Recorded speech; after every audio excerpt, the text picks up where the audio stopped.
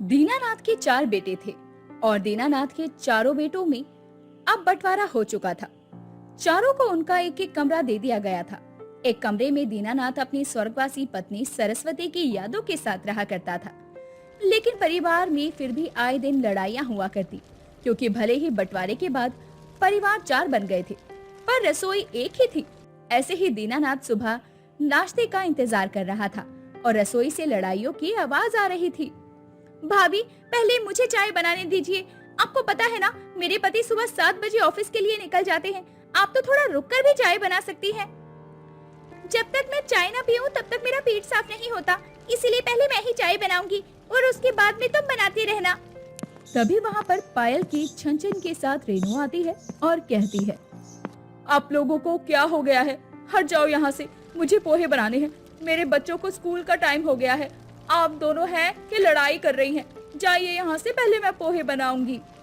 तभी वहाँ पर माधवी एक तसले में बहुत सारी मिट्टी उठाकर लाती है और कहती है, हम तो रोज रोज के इस नाटक से परेशान हो ही गए हैं, इसलिए अब से हम इस रसोई में एक मिट्टी का चूल्हा डाल देंगे। वैसे भी हमको मिट्टी के चूल्हे पर बना हुआ खाना ज्यादा अच्छा लगता है। नहीं नहीं, मिट्टी के चूल्हे से खाना बनाने में बिल्कुल भी मजा नहीं आता और पूरे घर से धुआं धुआं उठने लगेगा। बेकार में पड़ोसी परेशान हो जाएंगे, इसलिए कोई भी यहाँ पर मिट्टी के चूल्हे में खाना नहीं बनाएगा। कोई बात नहीं, आज की परेशानी है। मैंने अपने पति को इलेक्ट्रिक चूल्हा लाने की बोल दिया है। उसके बाद तो मैं रसोई में इलेक्ट्रिक चूल्हे पर खाना बनाऊंगी। रोज रोज की दिक्कत ही खत्म।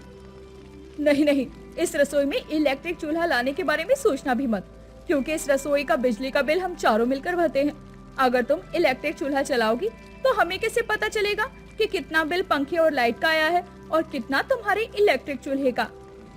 वही तो रेनू, तुम बिल्कुल ठीक कह रही हो। वैसे तो मैं तुम्हें पसंद नहीं करती, पर तुम्हारी ये बात बिल्कुल ठीक है। तभी रितिका की चाय बनकर तैयार हो जाती है और वो अपनी नन्ही सी बेटी पिंकी को आवाज लगाती है और बोलती है, बेटा पिंकी, जाओ ये चाय दादाजी को दे आओ, वो इंतजार कर रही होंगी। ठीक है मम्मी, अभी देकर आती हूँ। अब पिंकी अपने नन्हे नन्हे कदमों से चाय ले जाकर दादाजी को देती है और कहती है, दादाजी, चाय तो मैं लेकर आ गई। आप इसके साथ कुछ खाएंगे? आपको भूख तो लगी होगी ना? नहीं बेटा पिंकी, भूख भूख तो मुझे बिल्कुल भी नहीं है। अपनी 4 बहुओं की सुबह सुबह की चिक चिक सुनकर ही मेरा पेट भर जाता है। अब तो बस चाय की चुस्कियां लेते हुए इन नजारों का मजा लूंगा। पिंकी ने हंसते हुए कहा, हाँ, मुझे भी ऐसा लगता है जैसे मैं कोई ड्रामा देख रही हूँ। बहुत अच्छा लगता है जब मैं मम्मी और सब चाचियों को आपस में लड़ते हुए देखती हूँ। तभी वहाँ पर मदन ऑफिस के लिए तैयार होकर आता है और अपने पिताजी से कहता है, पिताजी आशीर्वाद दीजिए, काम के लिए निकल रहा हूँ और हाँ, आते टाइम आपकी दवाई ले आऊंगा। अरे बेटा, नाश्ता तो कर जा, भूखे पेट ऑफिस नहीं जाते। अरे रहने दीजिए पिताजी, इस नाश्ते के लिए मैं इंतजार करूंगा तो लंच टाइम हो जाएगा। इससे अच्छा मैं ऑफिस में ही नाश्ता कर लूंगा। कम से कम इनकी चिक चिक तो नहीं सुननी पड़ेगी। मदन ये बोलकर ऑफिस के लिए निकल जाता है और दीनानाथ इस बात से परेशान हो जाता है। तभी दीनानाथ ने अपने चारों बहुओं को अपने पास बुलाया और कहा, बहू, घर में रोज रोज लड़ाई से मैं परेशान हो गया हूँ। मैं मानता हूँ कि 4 परिवार में एक रसोई है। तुम लोग सुकून से रह सको, इसलिए मैंने घर का बंटवारा तो कर दिया, लेकिन जगह कम होने की वजह से रसोई का बंटवारा नहीं कर पाया। पिताजी, आप बिल्कुल भी चिंता मत कीजिए। हम भले ही आपस में लड़ाई करते हैं, लेकिन हम किसी तरह अपना गुजारा तो कर रहे हैं। हाँ पिताजी, आपको हमारे बारे में तनिक भी चिंता करने की कोनो जरूरत नहीं है। हम आपकी बहुत इज्जत करत हैं। आपने आज तक हमारे लिए जो कुछ किया वो बहुत है।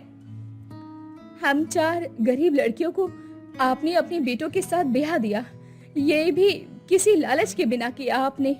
इससे और बड़ी बात क्या हो सकती है पिताजी हमारे लिए? तुम लोग मेरा सम्मान तो करती हो, लेकिन मुझे ये देखकर बिल्कुल अच्छा नहीं लगता कि तुम आपस में एक दूसरे की बिल्कुल इज्जत नहीं करती और रसोई में छोटे से काम के लिए आपस में चूहा बिल्ली की तरह लड़ती हो। हमें इस समस्या का समाधान निकालना पड़ेगा।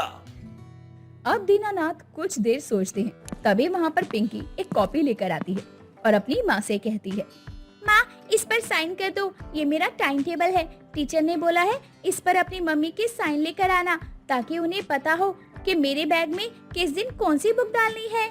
इसके बाद पिंकी की माँ ने टाइम टेबल पर साइन कर दिया। तभी दादाजी ने कहा, अरे वाह, ये तो बहुत अच्छी तरकीब है। पिंकी बेटा, जाने अनजाने में तूने हमारे घर का कलेश ही खत्म कर दिया। अब दीनानाथ ने जोश में पूरे परिवार से कहा, अब से इस घर में बिना लड़ाई के टाइम टेबल के साथ खाना बनेगा। सबसे बड़ी बहू सुबह 6 बजे नाश्ता बनाएगी और दूसरी 7 बजे, तीसरी 8 बजे और चौथी 9 बजे। ऐसे ही दोपहर का खाना बनेगा और फिर रात का खाना भी ऐसे ही बनेगा। ठीक है पिताजी, जैसा आप कहें। हमें ये भी करके देखने में कोई दिक्कत नहीं है। कुछ दिन तो सब कुछ ठीक चलता है, लेकिन उसके बाद धीरे धीरे फिर से बहुओं के बीच में लड़ाई होने लगती है। तुम तो जानती हो ना ये मेरा समय है, फिर तुम इस समय यहाँ पर बर्तन क्यों साफ कर रही हो? बेकार में हमसे लड़ाई करने की कोनो जरूरत नहीं है। हमने चूल्हा तो छोड़ दिया है, बर्तन मांज कर मैं यहाँ से चली जाऊंगी। हमरे माथे ना भिड़ो। मेरे समय में रसोई में कोई और खड़ा हो, ये मुझे बिल्कुल भी बर्दाश्त नहीं है। समझी तुम मादी? अब तोहरे अच्छे बुरे के चक्कर में हम ये बर्तन भी साफ ना ही करत क्या? अन्नपूर्णा माँ का अपमान होवत है अगर बर्तन में झूठन छोड़ दो। दीनानाथ को फिर से अपनी बहुओं की लड़ाई की आवाज आती है। वो परेशान हो जाते हैं। उनको कोई रास्ता समझ में नहीं आ रहा था। वो वॉक पर निकल जाते हैं। तभी वो देखते हैं कि घर के बाहर कंस्ट्रक्शन का काम चल रहा था और वहाँ पर उसका दोस्त तुलसी बैठकर चाय पी रहा था। अरे तुलसी भाई, ये क्या चल रहा है यहाँ पर? अरे भाई, बारिश का मौसम चल रहा था और मकान भी कच्चा हो रहा था, इसलिए पूरे परिवार को किराए के घर में शिफ्ट कर दिया और इसको तोड़कर दोबारा बनवा रहा हूँ। ये तो तुम बहुत अच्छा काम कर रहे हो। तुम्हें पता है, मेरा खुद का घर बहुत पुराना है और मेरा कमरा तो सबसे पुराना है। मैंने 4 कमरे तो बनवा दिए, लेकिन 4 कमरों में रसोई सिर्फ एक ही बनवाई और एक रसोई के चलते चारों बहुएं आपस में लड़ती रहती हैं। मुझे समझ नहीं आ रहा कि मैं क्या करूं। 4 परिवार में एक रसोई के चलते गुजारा करना बहुत मुश्किल हो रहा है। अरे बस इतनी सी बात। अरे तू भी अपने मकान को तोड़कर 4 मंजिल का मकान बनवा ले और चारों बेटे को एक एक मकान दे दे, बात खत्म। अरे अगर मेरे पास इतने पैसे होते तो ये काम मैं कब का कर चुका होता। और रही बात मकान की, तो मकान बनवाने में 5-6 महीने तो लग ही जाते हैं और इन 5-6 महीनों में मेरे बच्चों को किराए के घर में शिफ्ट होना पड़ेगा। अरे फिर तो एक ही तरीका है, कल मैं मनोहर को तेरे घर भेजता हूँ, वो सब कुछ संभाल लेगा, तू टेंशन मत ले। ये मनोहर कौन है? अरे तू बस देखता जा, कल मनोहर आएगा और वो तुझे कल सब कुछ समझा देगा। अब दीनानाथ घर आ जाते हैं। अगले दिन मनोहर उनके घर में आता है। दादाजी नमस्ते, मुझे तुलसी अंकल ने आपके पास भेजा है। आओ आओ मनोहर, और मेरी परेशानी को सुलझाओ। 4 परिवारों में एक रसोई बहुत दिक्कत कर रही है।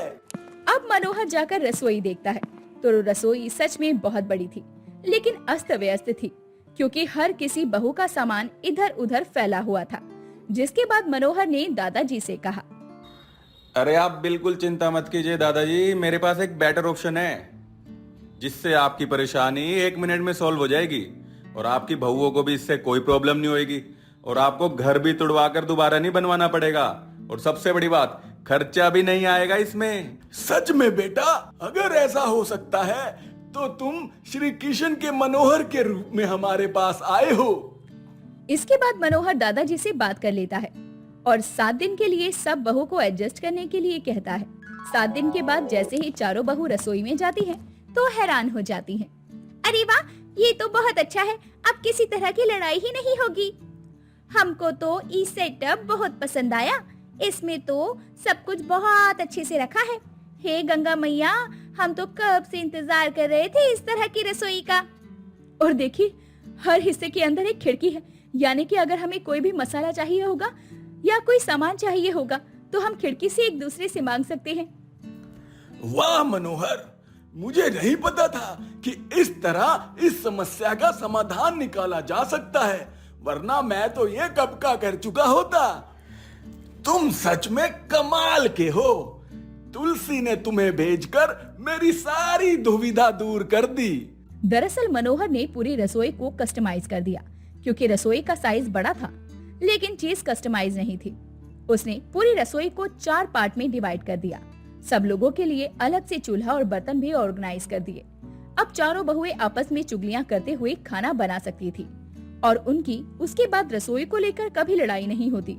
और इस तरह 4 परिवार की एक रसोई तो हो जाती है, लेकिन उस रसोई में सिर्फ हंसी ठिठोली और आपस की चुगलियों की आवाज आती, लड़ाइयों की नहीं।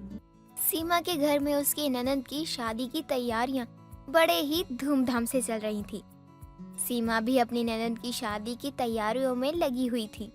अरे कोमल, ये देखो लहंगा, और देखकर बताओ कैसा लग रहा है। भाभी, ऐसे लहंगे मुझे बिल्कुल भी पसंद नहीं आते। मैं अपने लिए लहंगा खुद ही देख लूंगी। आप तो वैसे भी मेरे लिए कोई सस्ता सा लहंगा देख रही होगी। अरे सीमा, तू अपनी ननद के लिए जितना कर रही है शायद ही कोई इतना कर पाता। ये तो मेरा फर्ज है रजनी काकी, लेकिन कोमल को लगता है मैं उसके लिए जो भी फैसले ले रही हूँ वो सब गलत है, या फिर मैं उसे यहाँ से भगाना चाहती हूँ। अरे तुम दोनों का रिश्ता ही ऐसा है। ननद भाभी का रिश्ता तो होता ही है नोक-झोंक वाला। और तू तो जानती है ना कि माँ के बिना कोमल कैसे रह रही है। हाँ रजनी काकी, ये तो आप सच कह रही हो। घर में शादी की शॉपिंग लगातार हो रही थी। सब कुछ फाइनल हो चुका था। बस अब इंतजार था तो कोमल की शादी का, और वो दिन भी नजदीक आ जाता है जब कोमल की शादी कर दी जाती है। आज मुझे माँ की बहुत याद आ रही है। अगर माँ होती तो आज मुझे गले लगाकर कहती कि तू मेरे लिए कभी भी पराई नहीं हुई है। रोते नहीं कोमल, अब भी तेरा ये घर पराया नहीं हुआ है। तू बहुत खुश नसीब है कि तुझे सीमा जैसी भाभी मिली। हाँ कोमल, तुम्हारे भैया एकदम सही कह रहे हैं। ये घर तुम्हारे लिए कभी भी पराया नहीं हुआ है। यहाँ सब तुम्हारे अपने ही हैं। कोमल अब जब विदा होकर अपने ससुराल पहुंचती है तो उसकी सास सरला कोमल से कहती है, आज मैं आखिर सास बन ही गई। आओ बहू, अंदर आओ। अरे तुम्हें तुम्हारी माँ ने इतने भी संस्कार नहीं सिखाए हैं कि बड़ों के पैर कैसे छूना है। अरे रहने दे बेटा, बिन माँ की बेटी है, इससे क्या ही उम्मीद करना। ये लो, इनका तो अभी से ही सास बहू शादी शुरू हो गया, लेकिन अभी तो मैं भी इनके साथ इनके मेहमानों का लिहाज कर रही हूँ। एक बार मुझे अपने किरदार में आ जाने दो, उसके बाद इन दोनों माँ बेटों का मैंने मोई मोई ना किया ना तो मेरा नाम भी कोमल नहीं। कोमल का ससुराल में पहला दिन था और कोमल को सब देखने भी आ रहे थे। दूसरी तरफ सीमा देर शाम सबके लिए चाय बना रही होती है। तभी सीमा की पड़ोसन रजनी का आना होता है। घर बहुत सूना सूना लग रहा है। बेटियां होती हैं इतनी चंचल कि उनके बिना सब कुछ अधूरा लगने लगता है। सही कह रही हो आप रजनी काकी, लेकिन मुझे जिस बात की सबसे ज्यादा चिंता हो रही है ना, वो ये है कि आखिर कोमल खाना कैसे बनाएगी। उसे तो रजनी काकी कुछ भी बनाना नहीं आता है। हाँ, ये तो तू सही कह रही है। उसने तो आज तक अपनी माँ के होते हुए भी या तेरे होते हुए अपने खाने के बर्तन तक नहीं धोए। ना जाने वहाँ कैसे काम करेगी, लेकिन धीरे धीरे सब कुछ सीखना तो पड़ेगा ही ना। सीमा को अपनी ननद की काफी चिंता हो रही थी कि आखिर वो घर के काम कैसे करेगी, खाना कैसे बनाएगी। लेकिन इधर कोमल की सास कोमल से कहती है, बहू, कल तेरी पहली रसोई है, तू कुछ ऐसा बना जिसे खाकर बस मजा ही आ जाए। माँ जी, आज तक मैंने ऐसा कुछ बनाया नहीं है जिसे खाकर किसी को भी मजा आया हो। तो आप भी मुझसे ये उम्मीद मत ही लगाओ कि मैं आपको अपनी पहली रसोई में कुछ अच्छा बनाकर खिलाने वाली हूँ, क्योंकि मुझे कुछ बनाना आता ही नहीं है। क्या बोली बहू, तुझे खाना ही बनाने को नहीं आता? लेकिन तेरे बायोडाटा में तो ये लिखा था कि तुझे हर तरह का खाना बनाना आता है और खाना बनाना तेरा शौक है। अरे माँ जी, आपने अब तक अपने इतने बच्चों की शादी की है, फिर भी आप बायोडाटा पर विश्वास करती है? अरे ऐसे तो आपने भी अपने बेटे के बायोडाटा में लिखा था कि म्यूजिक इनकी हॉबी है, लेकिन जब मैंने इन्हें गाने को कहा तो मेरे कानों से खून निकलने वाला था, पर मैंने खुद को किसी तरह संभालते हुए इन्हें रुकने को कहा। अरे तू कहना क्या चाहती है? मेरे बेटे की आवाज ऊंट जैसी है। माँ जी, कोई शक हो ना तो खुद ही सुन लो। हे राम राम, इस औरत की जुबान कितनी चलती है। अरे मेरे बेटे को ना जाने क्या क्या बोल दिया इसने। ये क्या तमीज है मेरी माँ से बात करने की?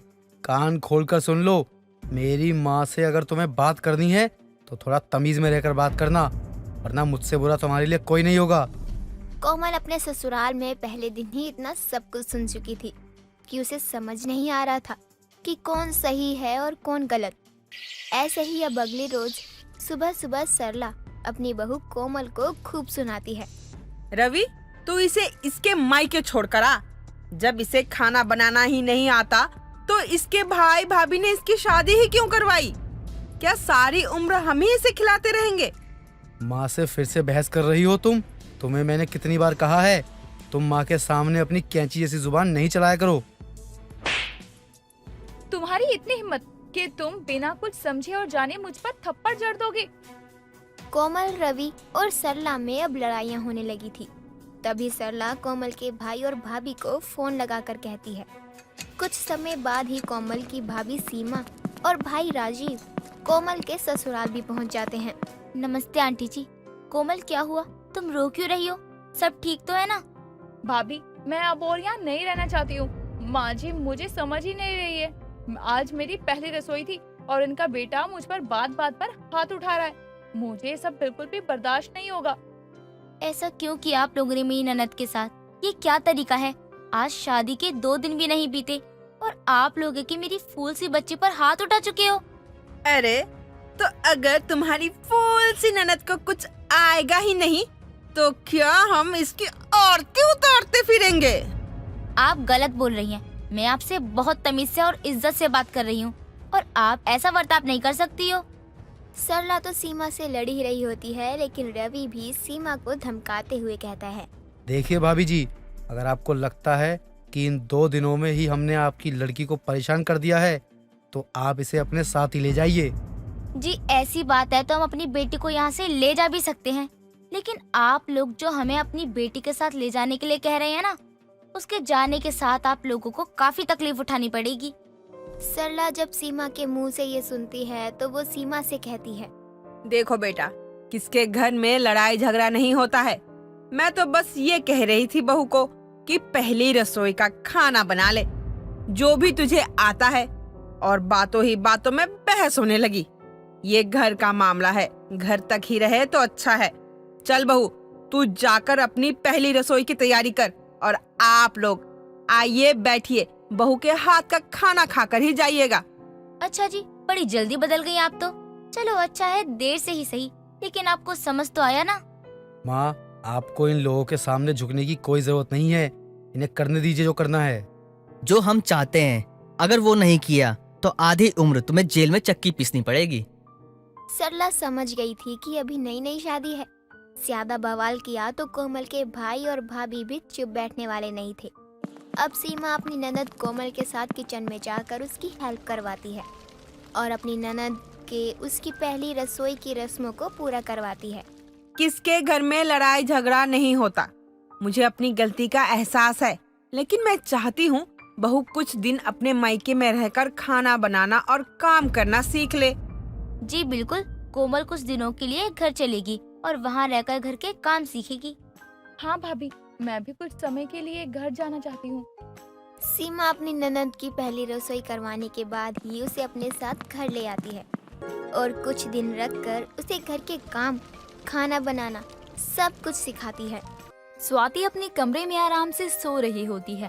तभी स्वाति के मुंह पर छत की पपड़ी आकर गिर पड़ती है और उसकी नींद खुल जाती है। स्वाति को बहुत गुस्सा आता है और वो अपनी माँ अनीता और भाई लोकेश को आवाज लगाकर बुलाने लगती है। माँ, भाई जल्दी से यहाँ आओ। स्वाति की आवाज सुनकर दोनों आ जाते हैं और उसकी माँ बोलती है। क्या हुआ? तू क्यों इतने जोर जोर से चिल्ला रही है? आसमान गिर गया या जमीन फट गई? अरे आसमान ही गिर गया है। ये देखो, पपड़ी मेरे मुंह पर गिरी है।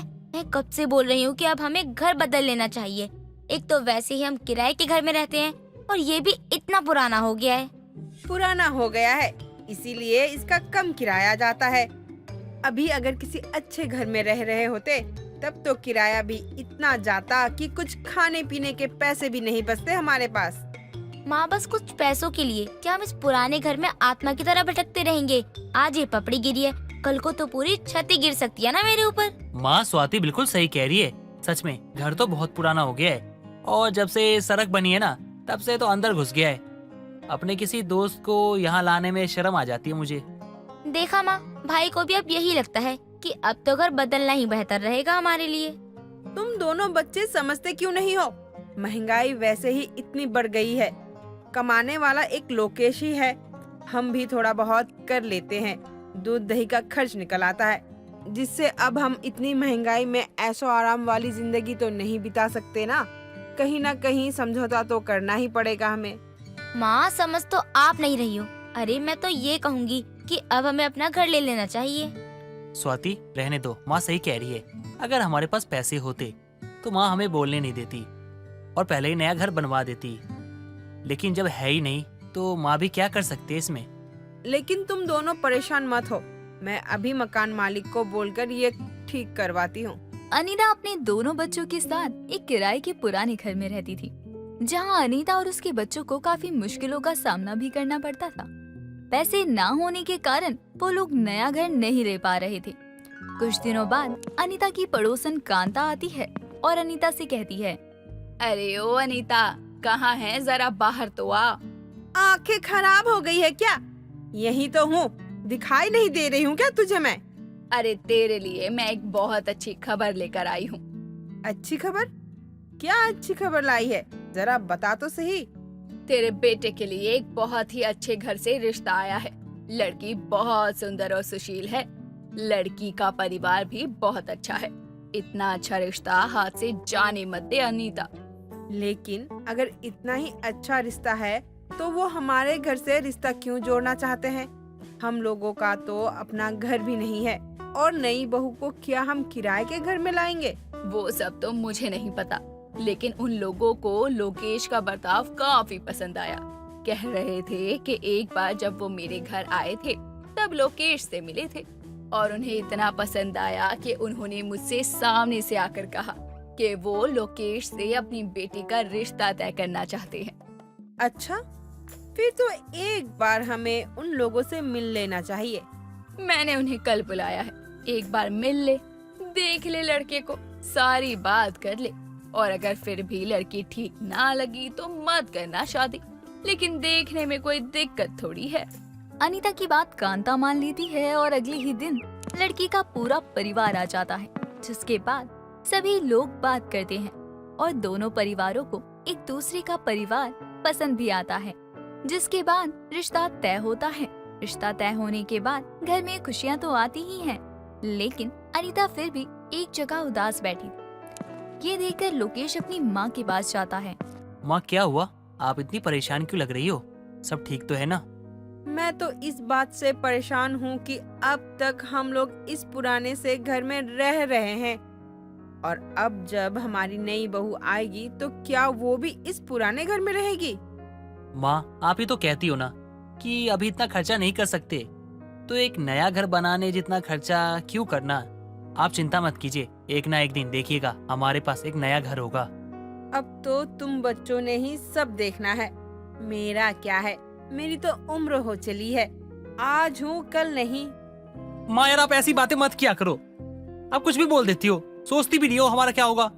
लोकेश अपनी माँ को समझाता है और कुछ ही दिनों बाद लोकेश की माधुरी नाम की लड़की से शादी हो जाती है। वो घर आकर अपना ससुराल भी संभालने लगती है। कुछ दिनों बाद लोकेश काम से जल्दी आता है और सीधा अपने कमरे में जाकर माधुरी से कहता है, माधुरी, सबके कपड़े तुम बांध लो। लेकिन हुआ क्या? कपड़े क्यों बांध दूं? हम कहीं जा रहे हैं क्या?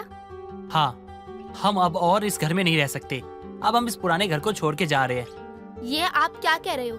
अगर हमने ये घर छोड़ दिया तो हम जाएंगे कहाँ? और मकान मालिक से आपकी कोई बहस हुई है क्या? मुझे बताओ तो आखिर हुआ क्या है? माधुरी, तुम समझ क्यों नहीं रही हो?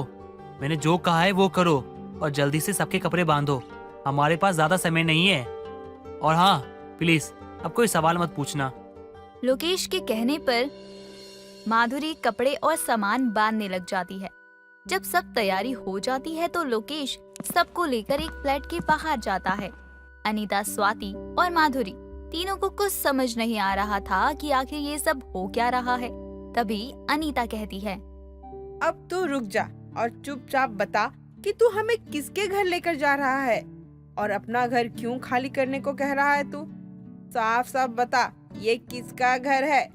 माँ, कुछ देर और तो रुक जाओ, मैं आपको सब बताता हूँ, थोड़ा समय दो मुझे। लोकेश कुछ नहीं बताता और सबको लेकर एक फ्लैट में चला जाता है।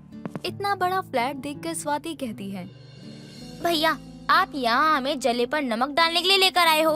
ये इतना बड़ा और सुंदर फ्लैट है, हमें क्यों लेकर आए हो? भाभी, आपको तो पता है ना भैया हमें यहाँ क्यों लेकर आए हैं? माँ, ये लीजिए, ये है हमारा नया घर। हमारा घर? लेकिन हमारा तो वो पुराना वाला घर था ना, ये कब लिया तूने? और हमें तो कुछ पता ही नहीं इसके बारे में। पूरी बात बता, क्या ये सच में हमारा फ्लैट है? हाँ माँ, ये हमारा फ्लैट है, आपका नया घर। वो क्या है ना, बहुत अच्छा काम किया था मैंने, तो मेरे बॉस ने ना मुझे खुश होकर ये फ्लैट गिफ्ट कर दिया। और आपको पता है इस फ्लैट के कागज किसके नाम पर है? आपके नाम पे है माँ, आपके नाम पे। लोकेश की बात सुनकर सभी लोग बहुत ज्यादा खुश हो जाते हैं और स्वाति पूरा घर देखने लगती है। उसके बाद सब लोग घर का सामान सेट करने लगते हैं और फिर नए घर में रहने लगते हैं। ऐसे ही एक बार स्वाति अनीता और अपनी भाभी से कहती है, नया घर अच्छा तो बहुत है, लेकिन पुराने घर में इतने सालों तक रह रहे थे तो हमें वही की आदत है ना, इसलिए इतना मन नहीं लगता है यहाँ। हाँ, ये तो बिल्कुल सही बोला स्वाति तुमने। अभी शादी हुए टाइम ही कितना हुआ है और मुझे भी उस घर की आदत हो गई है। यहाँ तो छत भी नहीं है, पुराने घर में तो छत भी थी, हम वहाँ रोज शाम को छत पर बैठकर चाय पीते थे, लेकिन यहाँ तो वो सब है ही नहीं। तू तो रहने ही दे स्वाति, ये नया घर है तो अलग ही होगा ना। और अब वही पुराने घर की तरह होता तो ये तुझे ही सबसे ज्यादा परेशानी होती कि जगह बदल ली लेकिन घर तो पुराना ही है। हाँ, ये तो सही कहा आपने, यहाँ कम से कम ऊपर पपड़ी तो नहीं गिरी ना। अब पुराने घर से नए घर में आ ही गए थे और धीरे धीरे नए घर की आदत भी हो ही जाती है।